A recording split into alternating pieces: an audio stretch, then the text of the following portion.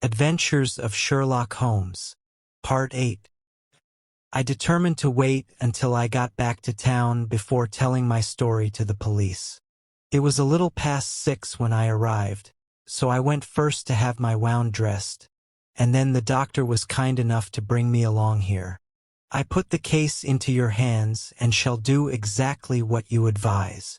We both sat in silence for some little time after listening to this extraordinary narrative.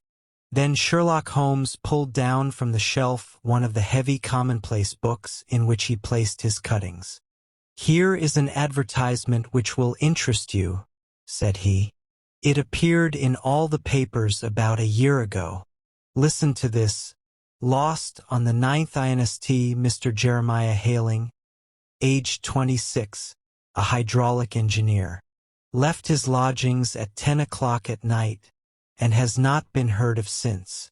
Was dressed in, etc., etc. Ah, that represents the last time that the colonel needed to have his machine overhauled, I fancy." "Good heavens!" cried my patient. "Then that explains what the girl said." "Undoubtedly. It is quite clear that the colonel was a cool and desperate man, who was absolutely determined that nothing should stand in the way of his little game, like those out-and-out pirates who will leave no survivor from a captured ship. Well, every moment now is precious, so if you feel equal to it, we shall go down to Scotland Yard at once as a preliminary to starting for Ayford." Some 3 hours or so afterwards we were all in the train together, bound from Reading to the little Berkshire village. There were Sherlock Holmes, the hydraulic engineer, Inspector Bradstreet of Scotland Yard, a plainclothes man, and myself. Bradstreet had spread an ordnance map of the county out upon the seat and was busy with his compasses drawing a circle with Ayford for its center. "There you are," said he. "That circle is drawn at a radius of 10 miles from the village. The place we want must be somewhere near that line. You said 10 miles, I think, sir. It was an hour's good drive. And you think that they brought you back all that way when you were unconscious?" "They must have done so. I have a confused memory, too, of having been lifted and conveyed somewhere. What I cannot understand," said I, "is why they should have spared you when they found you lying fainting in the garden. Perhaps the villain was softened by the woman's pleas." "I hardly think that likely. I never saw a more inexorable face in my life." "Oh, we shall soon clear up all that," said Bradstreet. "Well, I have drawn my circle, and I only wish I knew at what point upon it the folk that we are in search of are to be found." "I think I could lay my finger on it," said Holmes quietly. "Really now?" cried the inspector.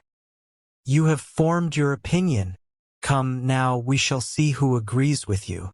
I say it is south, for the country is more deserted there." "And I say east," said my patient. "I am for west," remarked the plain-clothes man. "There are several quiet little villages up there."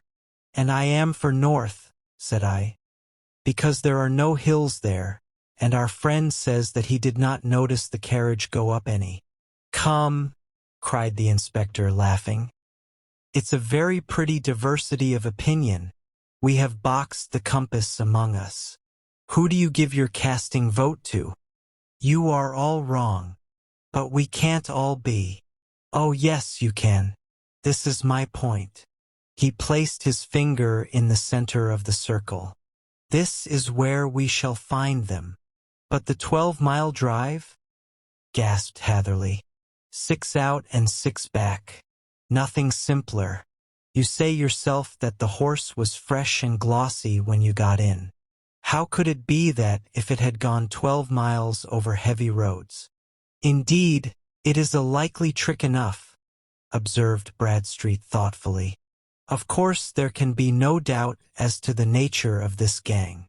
"None at all," said Holmes.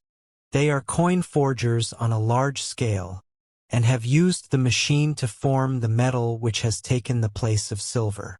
"We have known for some time that a clever gang was at work," said the inspector. "They have been turning out half-crowns by the thousand.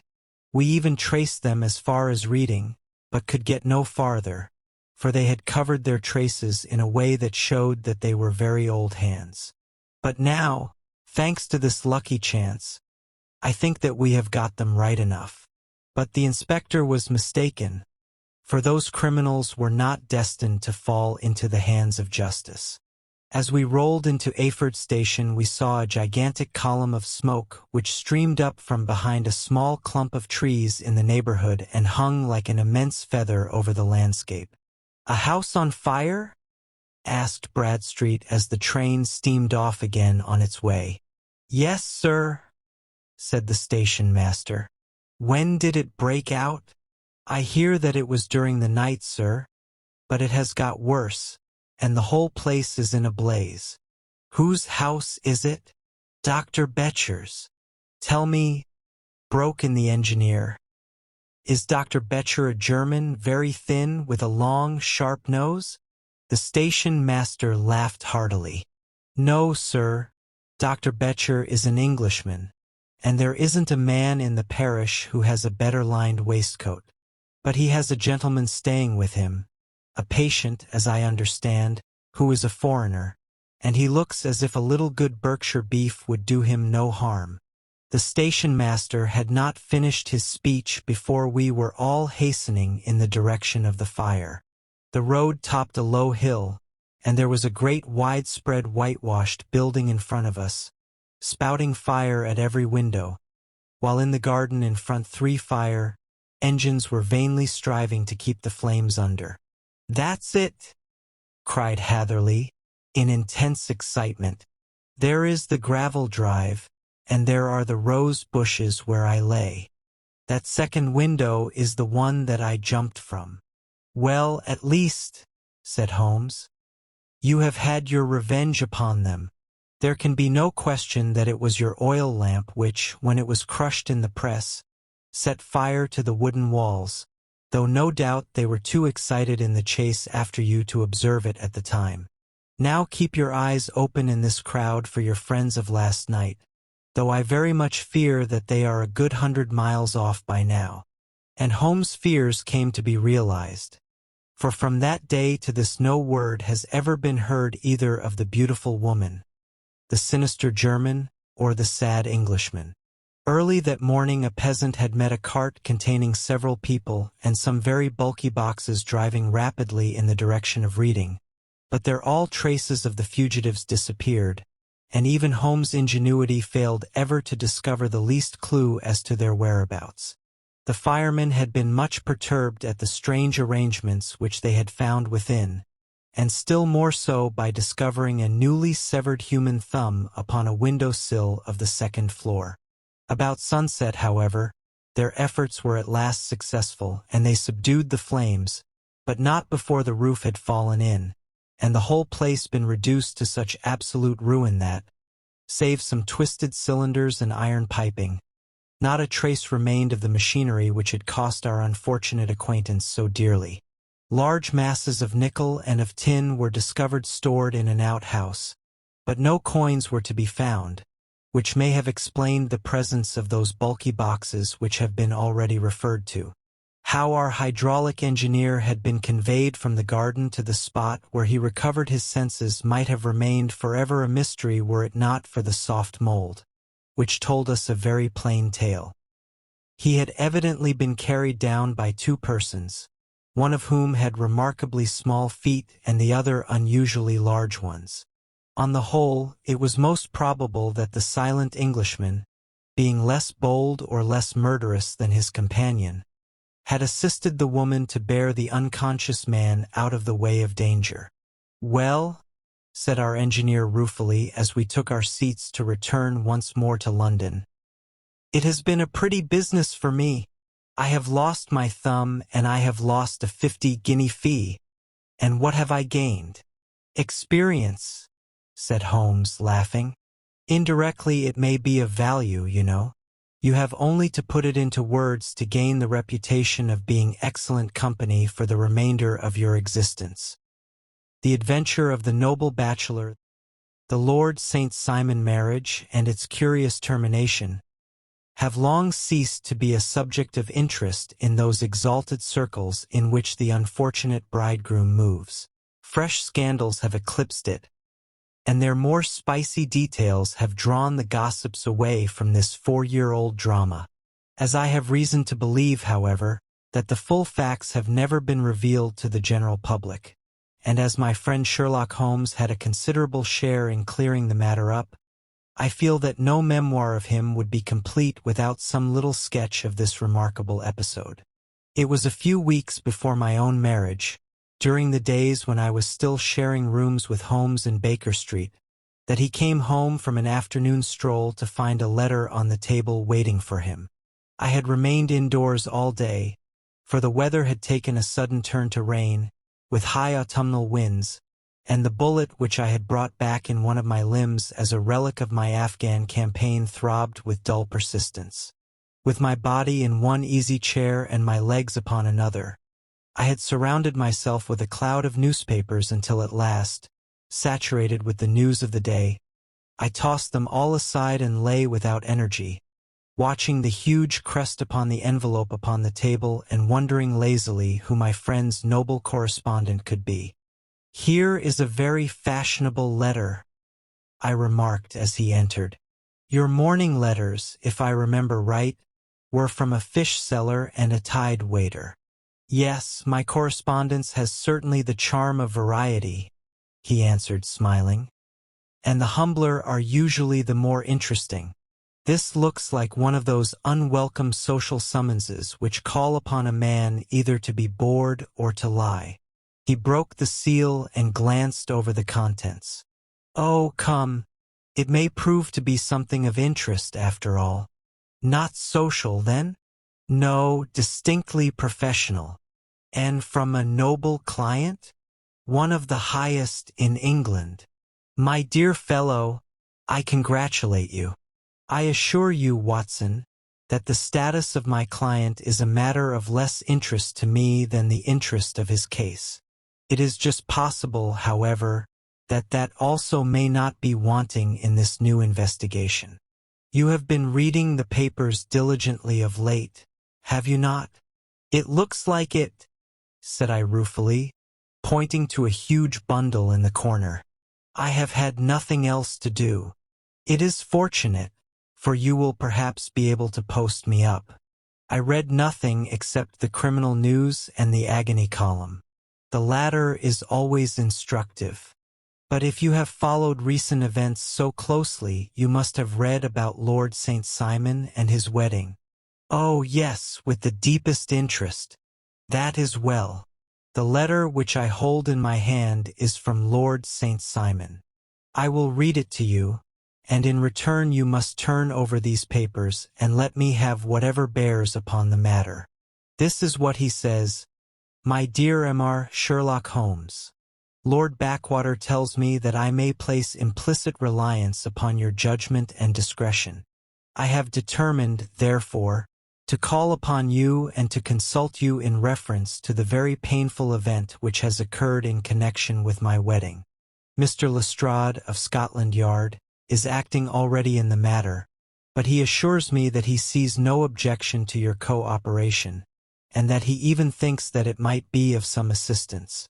I will call at 4 o'clock in the afternoon, and, should you have any other engagement at that time, I hope that you will postpone it, as this matter is of paramount importance.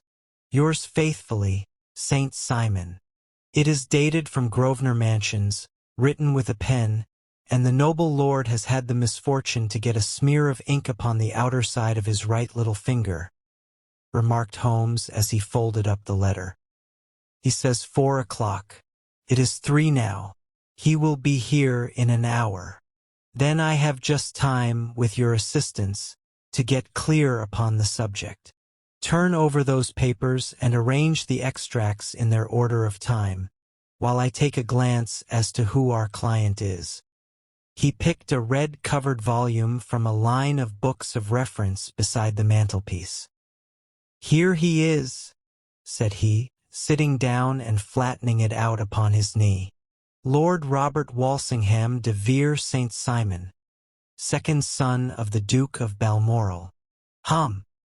Arms? Born in 1846. He's 41 years of age, which is mature for marriage. Was Under Secretary for the Colonies in a late administration. The Duke, his father, was at one time Secretary for Foreign Affairs. They inherit Plantagenet blood by direct descent, and Tudor on the mother's side. Well, there is nothing very instructive in all this. I think that I must turn to you, Watson, for something more solid. I have very little difficulty in finding what I want, said I. For the facts are quite recent, and the matter struck me as remarkable. I feared to refer them to you, however, as I knew that you had an inquiry on hand and that you disliked the intrusion of other matters. Oh, you mean the little problem of the Grosvenor Square furniture van. That is quite cleared up now, though indeed it was obvious from the first. Pray give me the results of your newspaper selections. Here is the first notice which I can find. It is in the personal column of the Morning Post and dates, as you see, some weeks back. A marriage has been arranged, it says, and will, if rumor is correct, very shortly take place between Lord Robert St. Simon, second son of the Duke of Balmoral, and Miss Hattie Doran, the only daughter of Aloysius Doran, Esq. of San Francisco, California, USA. That is all. Terse and to the point, remarked Holmes, stretching his long, thin legs towards the fire. There was a paragraph amplifying this in one of the society papers of the same week. Here it is. There will soon be a call for protection in the marriage market, for the present free trade principle appears to tell heavily against our home product. One by one, the management of the noble houses of Great Britain is passing into the hands of our fair cousins from across the Atlantic. An important addition has been made during the last week to the list of the prizes which have been borne away by these charming invaders. Lord St. Simon, who has shown himself for over 20 years proof against the little god's arrows, has now definitely announced his approaching marriage with Miss Hattie Doran, the fascinating daughter of a California millionaire. Miss Doran, whose graceful figure and striking face attracted much attention at the Westbury House festivities, is an only child, and it is currently reported that her marriage will run to considerably over the 6 figures, with expectancies for the future. As it is an open secret that the Duke of Balmoral has been compelled to sell his pictures within the last few years, and as Lord St. Simon has no property of his own save the small estate of Birchmoor, it is obvious that the Californian heiress is not the only gainer by an alliance which will enable her to make the easy and common transition from a Republican lady to a member of the British nobility. Anything else? Asked Holmes, yawning. Oh yes, plenty.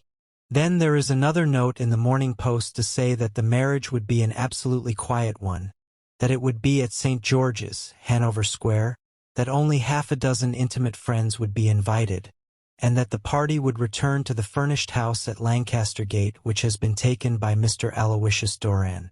2 days later, that is, on Wednesday last, there is a curt announcement that the wedding had taken place, and that the honeymoon would be passed at Lord Backwater's place, near Petersfield. Those are all the notices which appeared before the disappearance of the bride. Before the what? Asked Holmes with a start. The vanishing of the lady. When did she vanish, then? At the wedding breakfast. Indeed, this is more interesting than it promised to be. Quite dramatic, in fact. Yes. It struck me as being a little out of the common. They often vanish before the ceremony and occasionally during the honeymoon, but I cannot call to mind anything quite so prompt as this. Pray let me have the details. I warn you that they are very incomplete. Perhaps we may make them less so. Such as they are set forth in a single article of a morning paper of yesterday, which I will read to you. It is headed, singular occurrence at a fashionable wedding. The family of Lord Robert St. Simon has been thrown into the greatest consternation by the strange and painful episodes which have taken place in connection with his wedding. The ceremony, as shortly announced in the papers of yesterday, occurred on the previous morning. But it is only now that it has been possible to confirm the strange rumors which have been so persistently floating about. In spite of the attempts of the friends to hush the matter up, so much public attention has now been drawn to it that no good purpose can be served by affecting to disregard what is a common subject for conversation. The ceremony, which was performed at St. George's, Hanover Square, was a very quiet one, no one being present save the father of the bride, Mr. Aloysius Doran, the Duchess of Balmoral, Lord Backwater, Lord Eustace and Lady Clara St. Simon, the younger brother and sister of the bridegroom, and Lady Alicia Whittington. The whole party proceeded afterwards to the house of Mr. Aloysius Doran, at Lancaster Gate, where breakfast had been prepared. It appears that some little trouble was caused by a woman, whose name has not been ascertained, who endeavored to force her way into the house after the bridal party, alleging that she had some claim upon Lord St. Simon. It was only after a painful and prolonged scene that she was ejected by the butler and the servant. The bride, who had fortunately entered the house before this unpleasant interruption, had sat down to breakfast with the rest, when she complained of a sudden illness and retired to her room. Her prolonged absence having caused some comment, her father followed her, but learned from her maid that she had only come up to her chamber for an instant, caught up a coat and bonnet, and hurried down to the passage. One of the servants declared that he had seen a lady leave the house thus apparelled, but had refused to credit that it was his mistress, believing her to be with the company. On ascertaining that his daughter had disappeared, Mr. Aloysius Doran, in conjunction with the bridegroom, instantly put themselves in communication with the police, and very energetic inquiries are being made, which will probably result in a speedy clearing up of this very singular business. Up to a late hour last night, however, nothing had transpired as to the whereabouts of the missing lady. There are rumors of foul play in the matter, and it is said that the police have caused the arrest of the woman who had caused the original disturbance, in the belief that, from jealousy or some other motive, she may have been concerned in the strange disappearance of the bride. And is that all? Only one little item in another of the morning papers, but it is a suggestive one. And it is that Miss Flora Miller, the lady who had caused the disturbance, has actually been arrested. It appears that she was formerly a dancer at the Allegro, and that she has known the bridegroom for some years. There are no further particulars, and the whole case is in your hands now, so far as it has been set forth in the public press. And an exceedingly interesting case it appears to be. I would not have missed it for worlds. But there is a ring at the bell, Watson, and as the clock makes it a few minutes after 4, I have no doubt that this will prove to be our noble client. Do not dream of going, Watson, for I very much prefer having a witness, if only as a check to my own memory. Lord Robert St. Simon, announced our page boy, throwing open the door. A gentleman entered, with a pleasant, cultured face, high-nosed and pale, with something perhaps of bad temper about the mouth, and with the steady, well-opened eye of a man whose pleasant lot it had ever been to command and to be obeyed. His manner was brisk, and yet his general appearance gave an undue impression of age, for he had a slight forward stoop and a little bend of the knees as he walked. His hair, too, as he swept off his very curly-brimmed hat, was gray round the edges and thin upon the top. As to his dress, it was careful to the verge of vanity, with high collar, black frock coat, white waistcoat, yellow gloves, patent leather shoes. He advanced slowly into the room, turning his head from left to right, and swinging in his right hand the cord which held his golden eyeglasses. "Good day, Lord St. Simon," said Holmes, rising and bowing. "Pray take the basket chair. This is my friend and colleague, Dr. Watson. Draw up a little to the fire, and we will talk this matter over. A most painful matter to me, as you can most readily imagine, Mr. Holmes. I have been cut to the quick. I understand that you have already managed several delicate cases of this sort, sir, though I presume that they were hardly from the same class of society. No, I am descending. I beg pardon. My last client of the sort was a king." "Oh, really? I had no idea. And which king?" "The king of Scandinavia." "What? Had he lost his wife?" "You can understand," said Holmes, "that I extend to the affairs of my other clients the same secrecy which I promised to you in yours." "Of course. Very right. Very right. I'm sure I beg pardon. As to my own case, I am ready to give you any information which may assist you in forming an opinion." "Thank you. I have already learned all that is in the public prints, nothing more. I presume that I may take it as correct. This article, for example, as to the disappearance of the bride." Lord St. Simon glanced over it. "Yes, it is correct as far as it goes. But it needs a great deal of supplementing before anyone could offer an opinion. I think that I may arrive at my facts most directly by questioning you." "Pray do so. When did you first meet Miss Hattie Doran?" "In San Francisco, a year ago." "You were traveling in the States?" "Yes." "Did you become engaged then?" No. "But you were on a friendly footing?" "I was amused by her society, and she could see that I was amused." "Her father is very rich?" "He is said to be the richest man on the Pacific slope." "And how did he make his money?" "In mining. He had nothing a few years ago. Then he struck gold, invested it, and came up by leaps and bounds." "Now, what is your own impression as to the young ladies? Your wife's character?" The nobleman swung his glasses a little faster and stared down into the fire.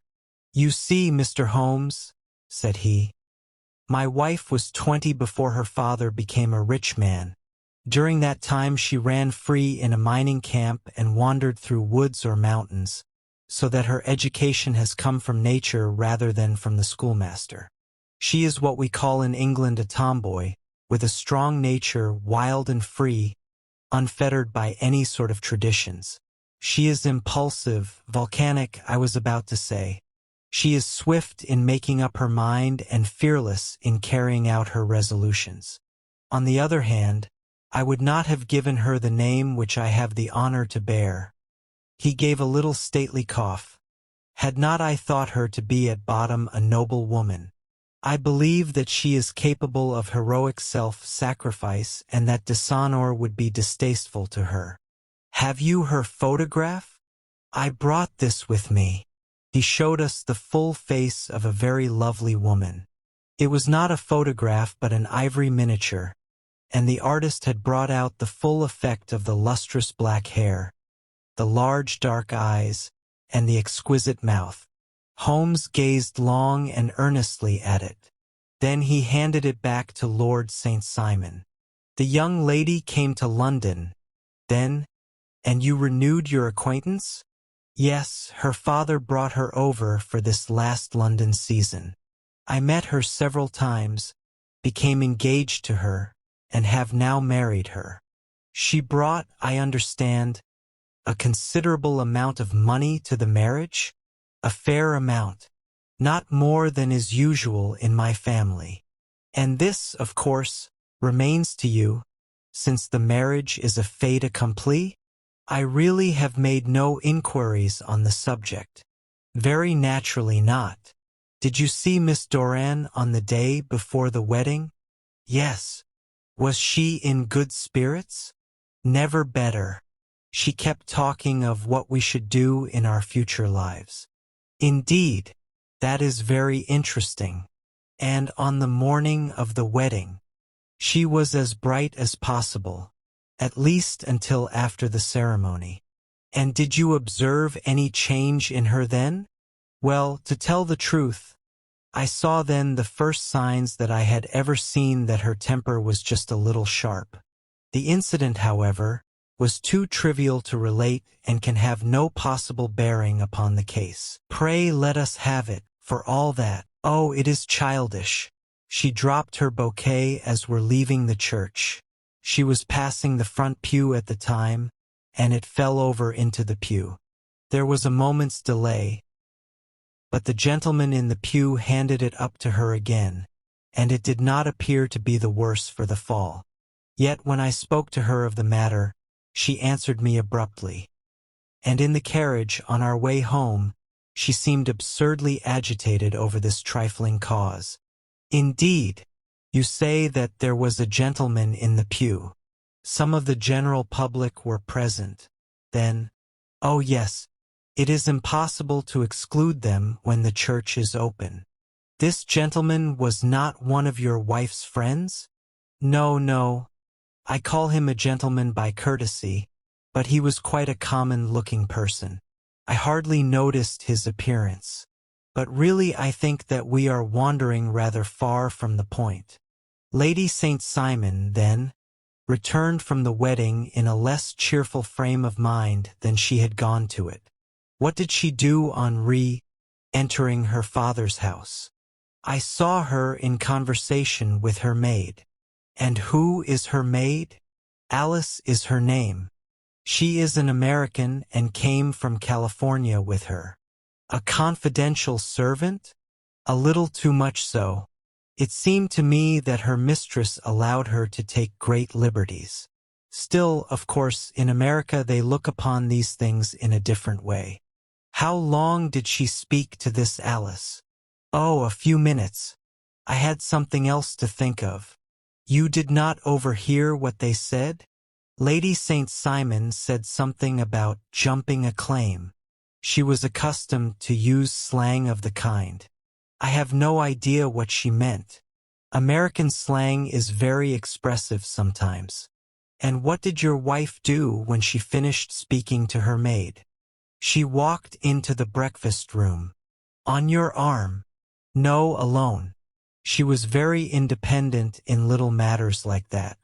Then, after we had sat down for 10 minutes or so, she rose hurriedly, muttered some words of apology, and left the room. She never came back. But this maid, Alice, as I understand, deposes that she went to her room, covered her bride's dress with a long coat, put on a bonnet, and went out. Quite so.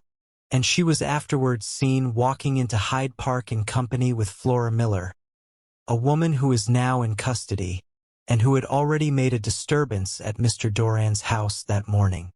Ah, yes. I should like a few particulars as to this young lady, and your relations to her. Lord St. Simon shrugged his shoulders and raised his eyebrows. We have been on a friendly footing for some years. I may say on a very friendly footing. She used to be at the Allegro. I have treated her generously, and she had no just cause of complaint against me. But you know what women are, Mr. Holmes. Flora was a dear little thing, but exceedingly hot-headed and devotedly attached to me. She wrote me dreadful letters when she heard that I was about to be married, and, to tell the truth, the reason why I had the marriage celebrated so quietly was that I feared lest there might be a scandal in the church. She came to Mr. Doran's door just after we returned, and she endeavored to push her way in, uttering very abusive expressions towards my wife, and even threatening her. But I had foreseen the possibility of something of the sort, and I had 2 police fellows there in private clothes, who soon pushed her out again. She was quiet when she saw that there was no good in making a row. Did your wife hear all this? No, thank goodness she did not. And she was seen walking with this very woman afterwards? Yes, that is what Mr. Lestrade of Scotland Yard looks upon as so serious. It is thought that Flora decoyed my wife out and laid some terrible trap for her. Well, it is possible. You think so too? I did not say a probable one. But you do not yourself look upon this as likely. I do not think Flora would hurt a fly. Still, jealousy is a strange transformer of characters. Pray, what is your own theory as to what took place? Well, really, I came to seek a theory, not to offer one. I have given you all the facts. Since you ask me, however, I may say that it has occurred to me as possible that the excitement of this affair, the consciousness that she had made so immense a social stride, had the effect of causing some little nervous disturbance in my wife. In short, that she had become suddenly disturbed? Well, really, when I consider that she has turned her back, I will not say upon me, but upon so much that many have aspired to without success, I can hardly explain it in any other fashion. Well, certainly that is also a conceivable hypothesis, said Holmes, smiling. And now, Lord St. Simon, I think that I have nearly all my data. May I ask whether you were seated at the breakfast table so that you could see out of the window? We could see the other side of the road and the park. Quite so. Then I do not think that I need to detain you longer. I shall communicate with you. Should you be fortunate enough to solve this problem, said our client, rising. I have solved it. Eh? What was that? I say that I have solved it. Where, then, is my wife? That is a detail which I shall speedily supply. Lord St. Simon shook his head. I am afraid that it will take wiser heads than yours or mine, he remarked, and bowing in a stately, old-fashioned manner he departed. It is very good of Lord St. Simon to honor my head by putting it on a level with his own, said Sherlock Holmes, laughing. I think that I shall have a whiskey and soda and a cigar after all this cross-questioning. I had formed my conclusions as to the case before our client came into the room. My dear Holmes, I have notes of several similar cases, though none, as I remarked before, which were quite as prompt. My whole examination served to turn my conjecture into a certainty. Circumstantial evidence is occasionally very convincing, as when you find a trout in the milk, to quote Thoreau's example. But I have heard all that you have heard, without, however, the knowledge of pre-existing cases which serves me so well. There was a parallel instance in Aberdeen some years back, and something on very much the same lines at Munich the year after the Franco-Prussian War. It is one of these cases, but, hello, here is Lestrade. Good afternoon, Lestrade. You will find an extra tumbler upon the table, and there are cigars in the box.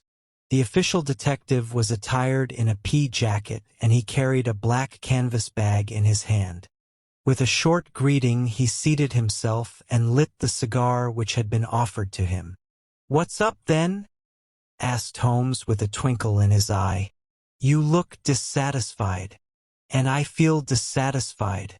It is this St. Simon marriage case. I can make neither head nor tail of the business." "Really? You surprise me. Who ever heard of such a mixed affair? Every clue seems to slip through my fingers. I have been at work upon it all day. And very wet it seems to have made you," said Holmes, laying his hand upon the arm of the pea jacket. "Yes, I have been dragging the Serpentine. In heaven's name, what for? In search of the body of Lady St. Simon." Sherlock Holmes leaned back in his chair and laughed heartily. "Have you dragged the basin of Trafalgar Square fountain?" he asked. "Why? What do you mean?" "Because you have just as good a chance of finding this lady in the one as in the other." Lestrade shot an angry glance at my companion. "I suppose you know all about it," he snarled. "Well, I have only just heard the facts, but my mind is made up." "Oh, indeed. Then you think that the Serpentine plays no part in the matter." "I think it very unlikely." "Then perhaps you will kindly explain how it is that we found this in it?" He opened his bag as he spoke, and tumbled onto the floor a wedding dress of watered silk, a pair of white satin shoes and a bride's wreath and veil, all discolored and soaked in water. "There," said he, putting a new wedding ring upon the top of the pile. "There is a little nut for you to crack, Master Holmes." "Oh, indeed," said my friend, blowing blue rings into the air. "You dragged them from the Serpentine?" No. "They were found floating near the margin by a park keeper. They have been identified as her clothes, and it seemed to me that if the clothes were there the body would not be far off. By the same brilliant reasoning, every man's body is to be found in the neighborhood of his wardrobe. And pray, what did you hope to arrive at through this?" "At some evidence implicating Flora Miller in the disappearance." "I am afraid that you will find it difficult." "Are you indeed now?"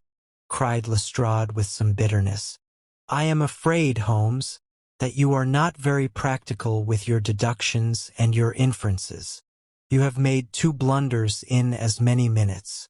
This dress does implicate Miss Flora Miller." "And how?" "In the dress is a pocket. In the pocket is a card case. In the card case is a note. And here is the very note." He slapped it down upon the table in front of him. "Listen to this.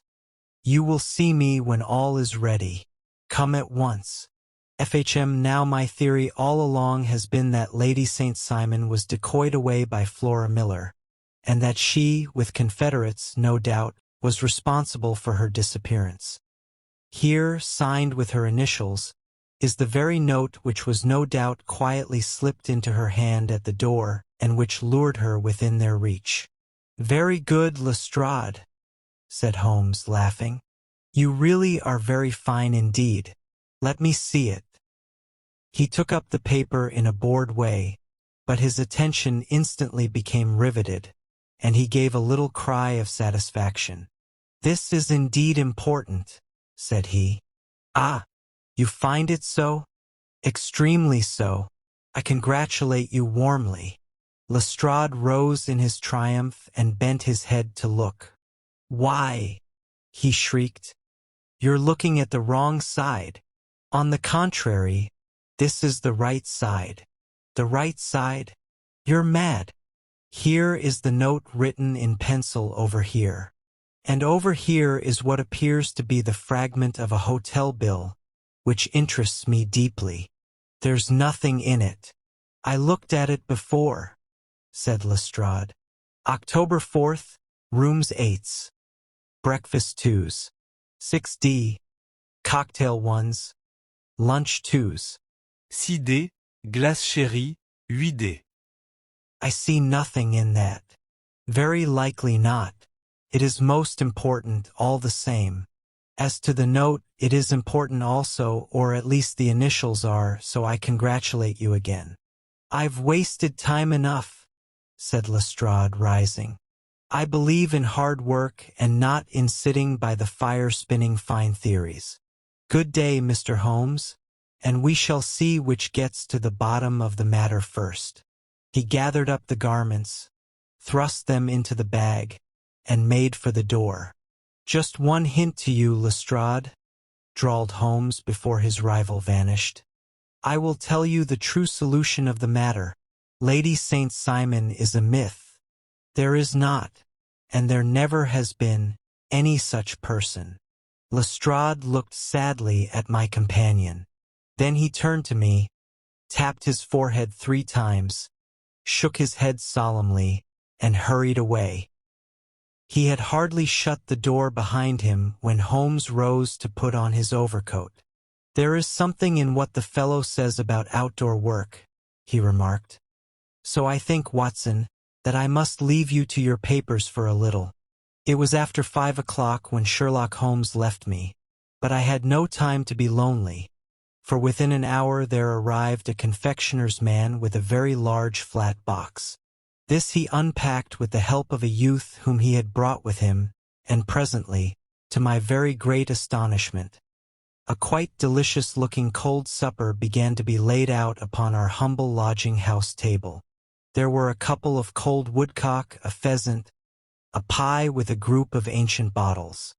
Having laid out all these luxuries, my two visitors vanished away, like the genie of the Arabian Nights, with no explanation save that the things had been paid for and were ordered to this address. Just before 9 o'clock Sherlock Holmes stepped briskly into the room. His features were gravely set, but there was a light in his eye which made me think that he had not been disappointed in his conclusions. "They have laid the supper, then?" he said, rubbing his hands. "You seem to expect company. They have laid for 5. "Yes, I fancy we may have some company dropping in," said he. "I am surprised that Lord St. Simon has not already arrived. Ah, I fancy that I hear his step now upon the stairs." It was indeed our visitor of the afternoon who came bustling in, dangling his glasses more vigorously than ever, and with a very perturbed expression upon his aristocratic features. "My messenger reached you, then?" asked Holmes. "Yes, and I confess that the contents startled me beyond measure." "Have you good authority for what you say?" "The best possible." Lord St. Simon sank into a chair and passed his hand over his forehead. "What will the Duke say?" he murmured. "When he hears that one of the family has been subjected to such humiliation, it is the purest accident. I cannot allow that there is any humiliation." "Ah, you look on these things from another standpoint. I fail to see that anyone is to blame. I can hardly see how the lady could have acted otherwise, though her abrupt method of doing it was undoubtedly to be regretted. Having no mother, she had no one to advise her at such a crisis." "It was a slight, sir, a public slight," said Lord St. Simon, tapping his fingers upon the table. "You must make allowance for this poor girl, placed in so unprecedented a position." "I will make no allowance. I am very angry indeed, and I have been shamefully used." "I think that I heard a ring," said Holmes. "Yes, there are steps on the landing. If I cannot persuade you to take a lenient view of the matter, Lord St. Simon, I have brought an advocate here who may be more successful." He opened the door and ushered in a lady and gentleman. "Lord St. Simon," said he, "allow me to introduce you to Mr. and Mrs. Francis Hay Moulton. The lady, I think, you have already met." At the sight of these newcomers our client had sprung from his seat and stood very erect, with his eyes cast down and his hand thrust into the breast of his frock coat, a picture of offended dignity. The lady had taken a quick step forward and had held out her hand to him, but he still refused to raise his eyes. It was as well for his resolution, perhaps, for her pleading face was one which it was hard to resist. "You're angry, Robert," said she. "Well, I guess you have every cause to be." "Pray make no apology to me," said Lord St. Simon bitterly. "Oh, yes, I know that I have treated you real bad and that I should have spoken to you before I went. But I was kind of rattled, and from the time when I saw Frank here again I just didn't know what I was doing or saying.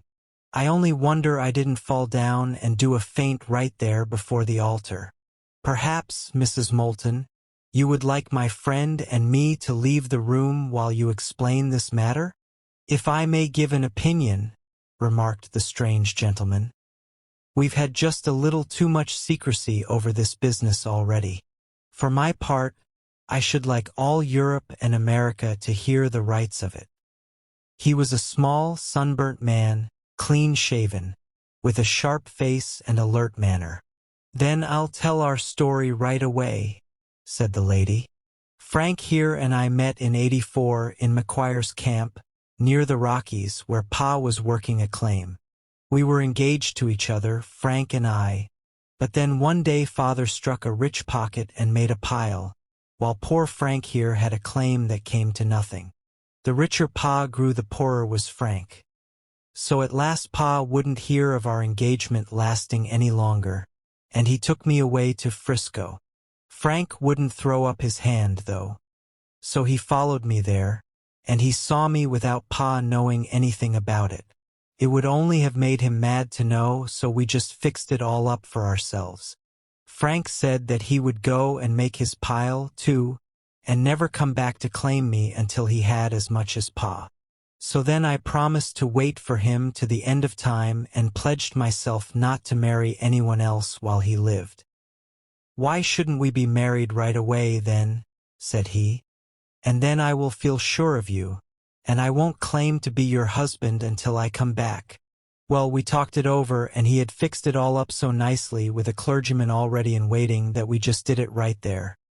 And then Frank went off to seek his fortune, and I went back to Pa. The next I heard of Frank was that he was in Montana, and then he went prospecting in Arizona, and then I heard of him from New Mexico.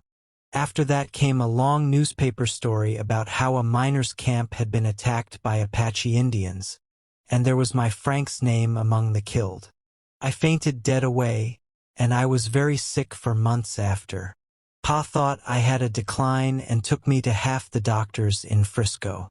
Not a word of news came for a year and more, so that I never doubted that Frank was really dead. Then Lord St. Simon came to Frisco, and we came to London, and a marriage was arranged, and Pa was very pleased. But I felt all the time that no man on this earth would ever take the place in my heart that had been given to my poor Frank. Still, if I had married Lord St. Simon, of course I'd have done my duty by him. We can't command our love, but we can our actions. I went to the altar with him with the intention to make him just as good a wife as it was in me to be. But you may imagine what I felt when, just as I came to the altar rails, I glanced back and saw Frank standing and looking at me out of the first pew. I thought it was his ghost at first, but when I looked again there he was still, with a kind of question in his eyes, as if to ask me whether I were glad or sorry to see him. I wonder I didn't drop. I know that everything was turning round, and the words of the clergyman were just like the buzz of a bee in my ear. I didn't know what to do. Should I stop the service and make a scene in the church?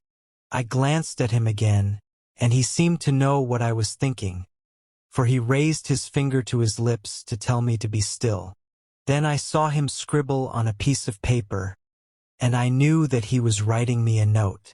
As I passed his pew on the way out, I dropped my bouquet over to him, and he slipped the note into my hand when he returned me the flowers.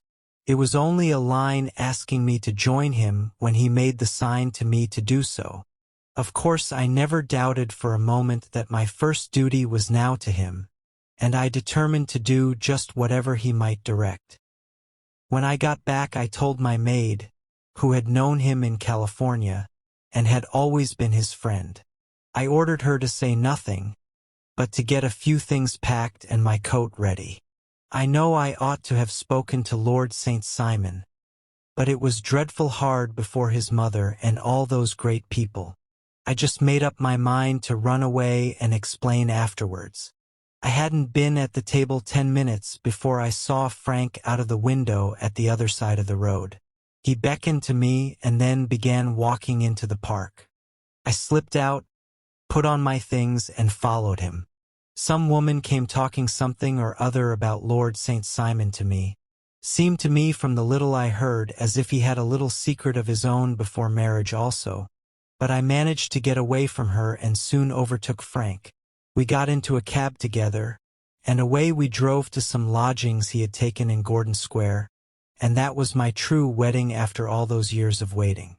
Frank had been a prisoner among the Apaches, had escaped, came on to Frisco, found that I had given him up for dead and had gone to England, followed me there, and had come upon me at last on the very morning of my second wedding. "I saw it in a paper," explained the American. "It gave the name and the church but not where the lady lived." Then we had a talk as to what we should do, and Frank was all for openness, but I was so ashamed of it all that I felt as if I should like to vanish away and never see any of them again. just sending a line to Pa, perhaps, to show him that I was alive. It was awful to me to think of all those lords and ladies sitting round that breakfast table and waiting for me to come back. So Frank took my wedding clothes and things and made a bundle of them, so that I should not be traced, and dropped them away somewhere where no one could find them. It is likely that we should have gone on to Paris tomorrow, only that this good gentleman, Mr. Holmes, came round to us this evening, though how he found us is more than I can think, and he showed us very clearly and kindly that I was wrong and that Frank was right, and that we should be putting ourselves in the wrong if we were so secret. Then he offered to give us a chance of talking to Lord St. Simon alone, and so we came right away round to his rooms at once. Now, Robert, you have heard it all, and I am very sorry if I have given you pain, and I hope that you do not think very meanly of me. Lord St. Simon had by no means relaxed his rigid attitude, but had listened with a frowning brow and a compressed lip to this long narrative. "Excuse me," he said, "but it is not my custom to discuss my most intimate personal affairs in this public manner." "Then you won't forgive me? You won't shake hands before I go?" "Oh, certainly, if it would give you any pleasure." He put out his hand and coldly grasped that which she extended to him. "I had hoped," suggested Holmes, "that you would have joined us in a friendly supper." "I think that there you ask a little too much," responded his lordship. "I may be forced to acquiesce in these recent developments, but I can hardly be expected to make merry over them. I think that, with your permission, I will now wish you all a very good night."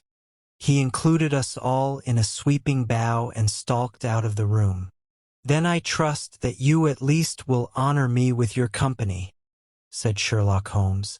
"It is always a joy to meet an American, Mr. Moulton, for I am one of those who believe that the folly of a monarch and the blundering of a minister in far-gone years will not prevent our children from being some-day citizens of the same world-wide country under a flag which shall be a quartering of the Union Jack with the stars and stripes." "The case has been an interesting one," remarked Holmes when our visitors had left us, "because it serves to show very clearly how simple the explanation may be of an affair which at first sight seems to be almost inexplicable. Nothing could be more natural than the sequence of events as narrated by this lady, and nothing stranger than the result when viewed, for instance, by Mr. Lestrade of Scotland Yard." "You were not yourself at fault at all, then?" "From the first, two facts were very obvious to me.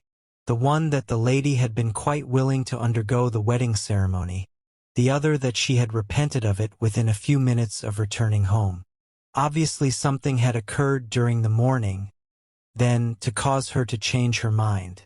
What could that something be? She could not have spoken to anyone when she was out, for she had been in the company of the bridegroom. Had she seen someone, then? If she had, it must be someone from America, because she had spent so short a time in this country that she could hardly have allowed anyone to acquire so deep an influence over her that the mere sight of him would induce her to change her plans so completely. You see, we have already arrived, by a process of exclusion, at the idea that she might have seen an American. Then who could this American be, and why should he possess so much influence over her? It might be a lover, it might be a husband. Her young womanhood had, I knew, been spent in rough scenes and under strange conditions. So far I had got before I ever heard Lord St. Simon's narrative.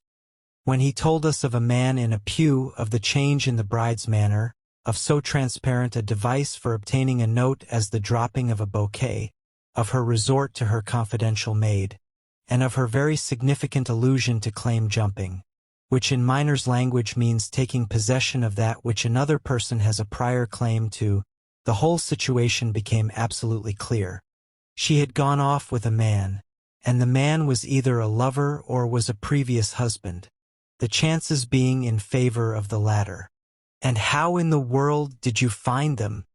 It might have been difficult, but friend Lestrade held information in his hands the value of which he did not himself know.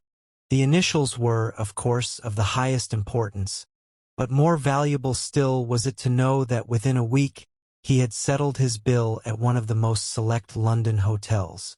How did you deduce the select? By the select prices. 8 shillings for a bed and 8 pence for a glass of sherry pointed to one of the most expensive hotels. There are not many in London which charge at that rate. In the second one, which I visited in Northumberland Avenue, I learned by an inspection of the book that Francis H. Moulton, an American gentleman, had left only the day before, and on looking over the entries against him, I came upon the very items which I had seen in the duplicate bill. His letters were to be forwarded to 226 Gordon Square. So there I traveled, and being fortunate enough to find the loving couple at home, I ventured to give them some paternal advice and to point out to them that it would be better in every way that they should make their position a little clearer both to the general public and to Lord St. Simon in particular. I invited them to meet him here, and, as you see, I made him keep the appointment. But with no very good result, I remarked. His conduct was certainly not very gracious. Ah, Watson, said Holmes, smiling. Perhaps you would not be very gracious either, if, after all the trouble of wooing and wedding, you found yourself deprived in an instant of wife and of fortune. I think that we may judge Lord St. Simon very mercifully and thank our stars that we are never likely to find ourselves in the same position. Draw your chair up and hand me my violin. For the only problem we have still to solve is how to while away these bleak autumn evenings. The adventure of the barrel coronet. Holmes, said I as I stood one morning in our bow window looking down the street. Here is a madman coming along. It seems rather sad that his relatives should allow him to come out alone. My friend rose lazily from his armchair and stood with his hands in the pockets of his dressing gown, looking over my shoulder. It was a bright, crisp February morning, and the snow of the day before still lay deep upon the ground, shimmering brightly in the wintry sun. Down the center of Baker Street it had been plowed into a brown crumbly band by the traffic, but at either side and on the heaped-up edges of the footpaths it still lay as white as when it fell. The gray pavement had been cleaned and scraped, but was still dangerously slippery, so that there were fewer passengers than usual. Indeed, from the direction of the Metropolitan Station no one was coming save the single gentleman whose eccentric conduct had drawn my attention. He was a man of about 50, tall, large, and imposing, with a massive, strongly marked face and a commanding figure. He was dressed in a dark yet rich style, in black frock coat, shining hat, and well-cut pearl-gray trousers. Yet his actions were in absurd contrast to the dignity of his dress and features, for he was running hard, with occasional little springs, such as a weary man gives who is little accustomed to set any tax upon his legs. As he ran he jerked his hands up and down, waved his head around, and writhed his face into the most extraordinary contortions. "What on earth can be the matter with him?" I asked. "He is looking up at the numbers of the houses." "I believe that he is coming here," said Holmes, rubbing his hands. "Here? Yes. I rather think he is coming to consult me professionally. I think that I recognize the symptoms. Ah, did I not tell you?" As he spoke, the man, puffing and blowing, rushed at our door and pulled at our bell until the whole house resounded with the clanging. A few moments later he was in our room, still puffing, still gesturing, but with so fixed a look of grief and despair in his eyes that our smiles were turned in an instant to horror and pity. For a while he could not get his words out, but swayed his body and plucked at his hair like one who has been driven to the extreme limits of his reason. Then, suddenly springing to his feet, he beat his head against the wall with such force that we both rushed upon him and tore him away to the center of the room. Sherlock Holmes pushed him down into the easy chair and, sitting beside him, patted his hand and chatted with him in the easy, soothing tones which he knew so well how to employ. "You have come to me to tell your story, have you not?" said he. "You are fatigued with your haste. Pray wait until you have recovered yourself, and then I shall be most happy to look into any little problem which you may submit to me." The man sat for a minute or more with a heaving chest, fighting against his emotion. Then he passed his handkerchief over his brow, set his lips tight, and turned his face towards us. "No doubt you think me mad?" said he. "I see that you have had some great trouble," responded Holmes. "God knows I have. A trouble which is enough to unseat my reason. So sudden and so terrible is it. Public disgrace I might have faced, although I am a man whose character has never yet borne a stain. Private affliction also is the lot of every man. But the two coming together, and in so frightful a form, have been enough to shake my very soul. Besides, it is not I alone.